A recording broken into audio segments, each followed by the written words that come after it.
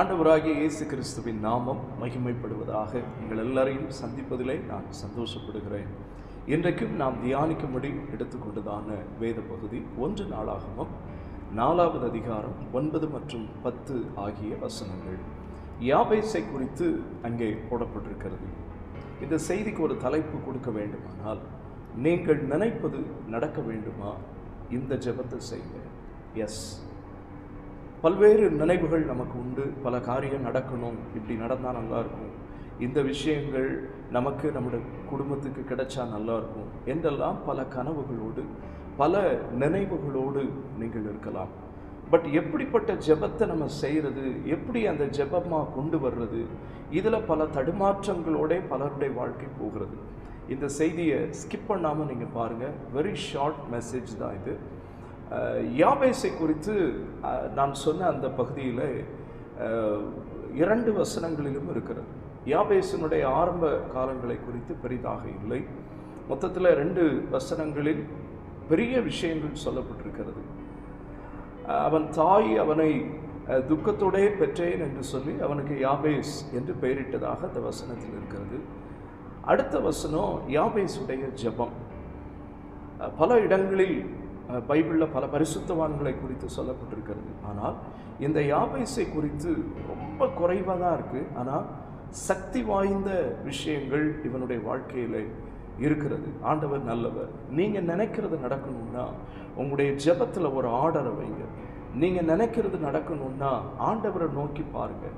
இந்த வசனம் மிக தெளிவாய் சொல்லுகிறது. 10வது வசனம், யாபேஸ் தன் தேவனை நோக்கி, நீர் என்னை ஆசீர்வதிக்க வேண்டும். 4 காரியத்தை அவன் ஜெபத்தில் கேட்குறான். நீங்கள் என்னை ஆசீர்வதிக்கணும், என்னுடைய எல்லைகள் பெரிதாகணும். நம்ம பல பேருக்கு தெரிந்த ஒரு ஜெபம், ஆனால் பண்ணுறதில்லை. உமது கரம் என்னோடு இருக்கணும், தீங்கு என்னை துக்கப்படுத்தாதபடிக்கு விலக்கி பாதுகாக்கணும். நான் இதை கொஞ்சம் ஆர்டர் பண்ணி சொல்கிறேன். இதே ஆர்டர் தான். யாபேஸ் பல்வேறு துக்கங்களை, பல்வேறு கவலையான அல்லட்டை எல்லாருக்கும் கிடைக்கிற சந்தோஷம் இல்லாதவனாக அவன் இருந்தபோது, எங்கே போனால் சந்தோஷம் கிடைக்கும், எங்கே போனால் நமக்கு நன்மை உண்டாகுங்கிற ஒரு செலெக்ஷனில் முதலாவது பாஸ் பண்ணுறான். அவன் யாரை செலக்ட் பண்ணுறான்னா ஆண்டவரை செலக்ட் பண்ணுறான். நம்ம பலர் செய்ய தவறுகிற காரியம் தான். இங்கேருந்து ஒன்றை கிடச்சிருவோமா, இங்கேருந்து வாங்கிடலாமா, இதை பண்ணிடலாமா, இவரை பார்த்தா ஏதாவது கிடைக்குமா. யாபேஸ் அவன் ஃபிக்ஸ் பண்ணுறான் பாரு, எங்கே போய் நம்ம சரண்டர் ஆகணும், எங்கே போய் நம்ம நிற்கணும். அந்த செலெக்ஷனில் அவன் பாஸ் பண்ணிட்டான். பாஸ் பண்ணிவிட்டு அவன் சொல்கிற வார்த்தைகள் பாருங்கள், என்னையை நீங்கள் ஆசீர்வதிங்க. ஃபைன். இப்போ அவன் அடுத்து என்ன நம்புறான் பாருங்கள். இதுதான் ஜெபத்திற்கும் விசுவாசத்திற்கும் எவ்வளவு தொடர்புங்கிறத பாருங்கள்.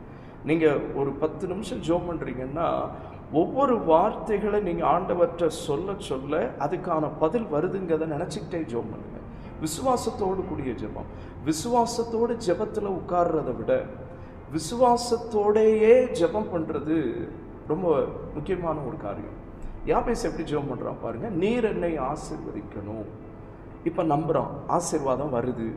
அடுத்து சொல்கிறான், வர்றதை வைக்கிறதுக்கு இடம் வேணும், இடங்கள் எல்லைகள் பெரிதாகணும். இப்போ ஆசீர்வாதமும் வருது, எல்லைகளும் பெரிதாகுது.